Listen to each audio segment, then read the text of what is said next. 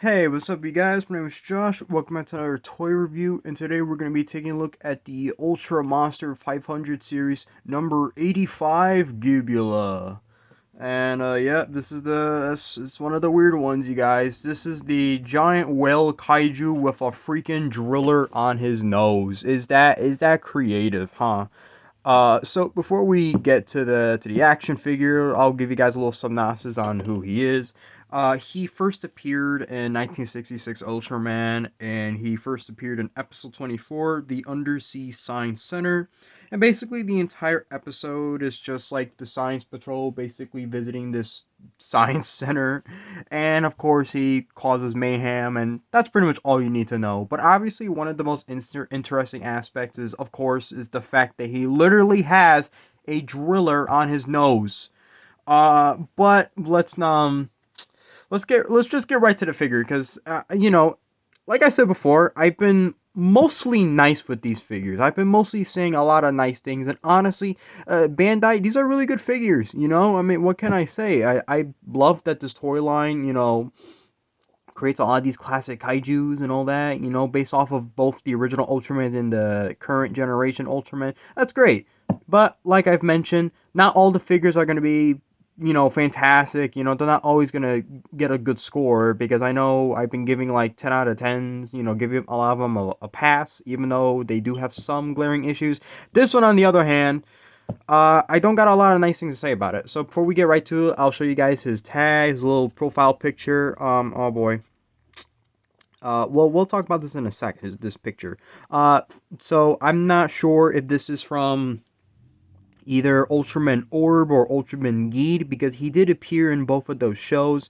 Ultraman Orb came out 2016, Ultraman Geed came out in 2017. So yeah, and originally too, he was part of the Ultra Monster Orb line. And unfortunately, they don't do those figures no more. I mean, this was way back in 2016 when Ultraman Orb came out.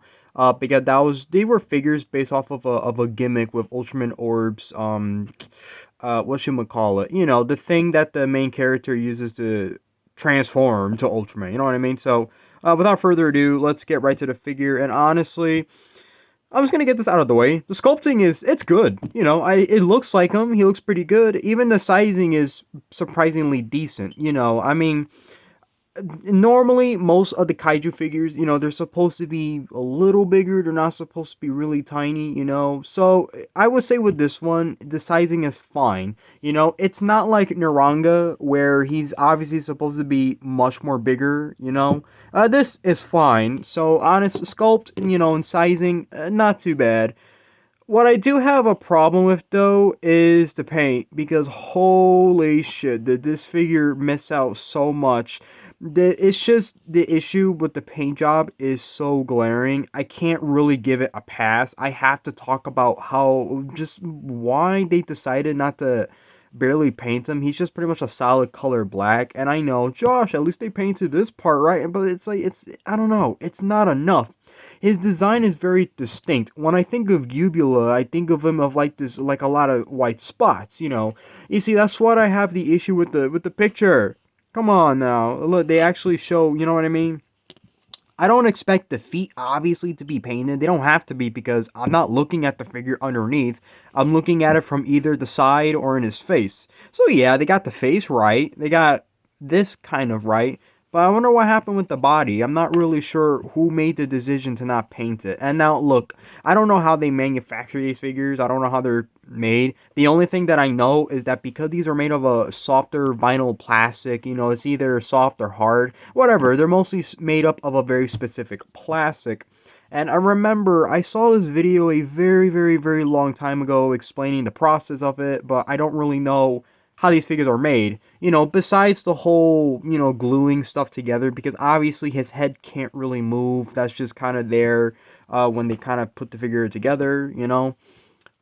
So yeah, I'm just gonna get this out of the way. Yeah, he does have 2 points of articulation, but he can't really move too much. He can only go as far, and that's fine. I don't have a problem. I mean, he still looks pretty cool. He can he could definitely I guess drill Ultraman to death if he wanted to. It's Killer Driller. That weird horror movie from the 70s. Yeah, I know. But I don't know. I really can't let the paint issue go. It really does bother me a lot. I don't know. I mean, I can't be the only one, obviously. I mean, I would assume most people don't like how this figure got, got released. I kind of wish they would have painted him a little bit more. What doesn't help is that when Bandai made this figure a long time ago, even before the Ultra 500 series toy line, which came out in 2013, they had a Gubila figure that was pretty much completely painted all the way. You know what I mean? So I'm like, what happened?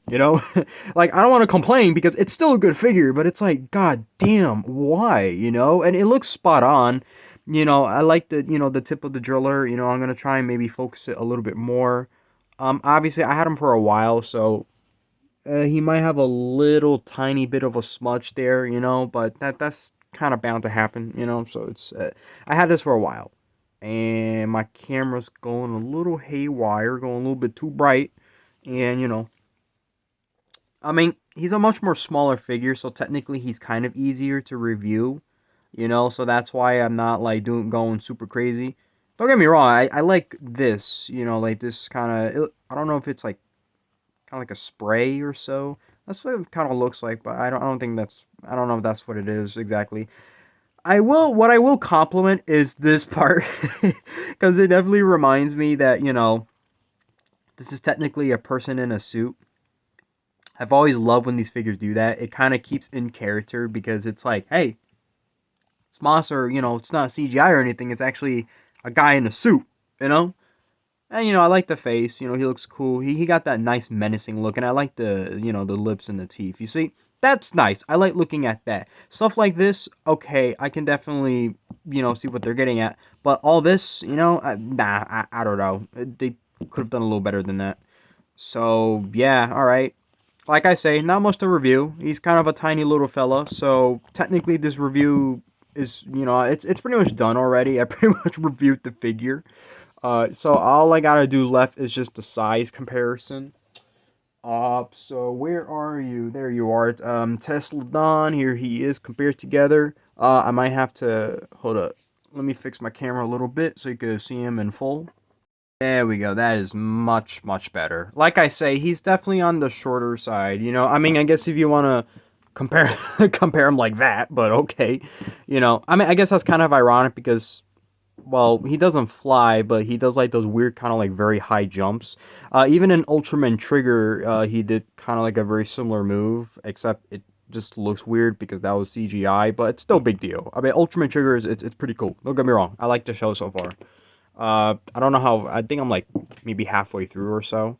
So of course here is compared to our hero, which maybe in some sense he should be a little bigger, but I don't mind the size. I think it's fine. It fits the character. I don't think he's meant to be this giant, huge, hunking whale. I think this is okay. Besides the awful paint, but that's it is what it is. And of course here he is with oops my set. I don't want to. Okay. Naranga, who's another shorty, except I mean, at least he's actually painted decently. No offense, I'm just saying I can't let that go. I'm very sorry. Here he is next to other kaiju's. Here's Red King, uh, Arubus. I have to fix the thumbnail because somebody pointed out that I spelled the name wrong, so I gotta fix the thumbnail for sure. Pretty much, after this gets uploaded. And what else? Antlar. Why not? Yeah, let's get the whole crew up in here. Yeah, there we go. We got the whole gangsters of Kaiju's wanting to get revenge on Ultraman for killing them because, well, that's what happens. They all pretty much die. And then they kind of come back, except not really. It's either through resurrection or it's an alternate universe. I mean, it is what it is. Now, here he is next to a pizza disc, I guess. Another shorty. That's supposed to be Nurse from Ultra 7. I got him in the mail yesterday, and I am in love with the figure. I can't wait to review him. I mean, look at that. Ooh, okay. And let me get some. There you go, some nuts. Just to kind of get a good comparison on that. And originally, the next figure I was going to review is Gomorrah because, like I mentioned, I'm trying to review these figures in order.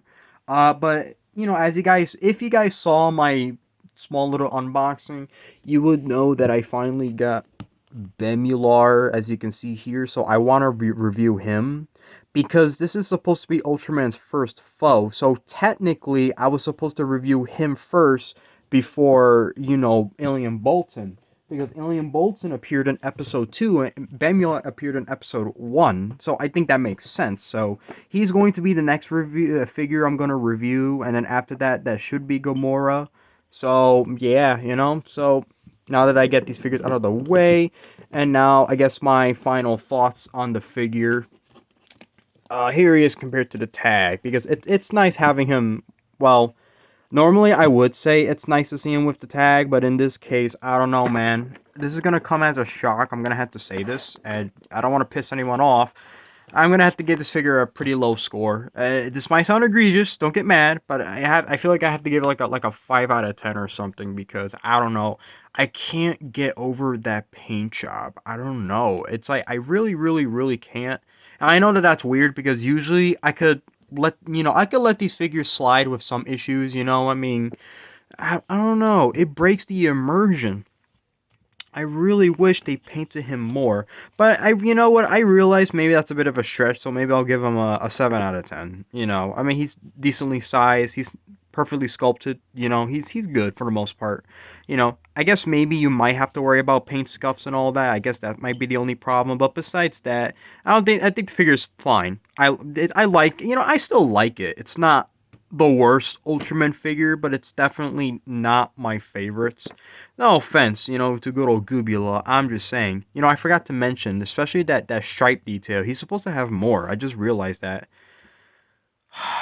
Oh well. Well, that's about it, folks. So until then, hope you guys enjoyed the toy review at least, and if you're not subscribed to my channel, subscribe. We always do lots of crazy things all the time. You like gameplay, you like commentary? Yeah, I do that too. So yeah, leave a like, if you want to, you don't have to. Or you could dislike the video, that's okay too. And yeah, that's about it. See you guys in the next review.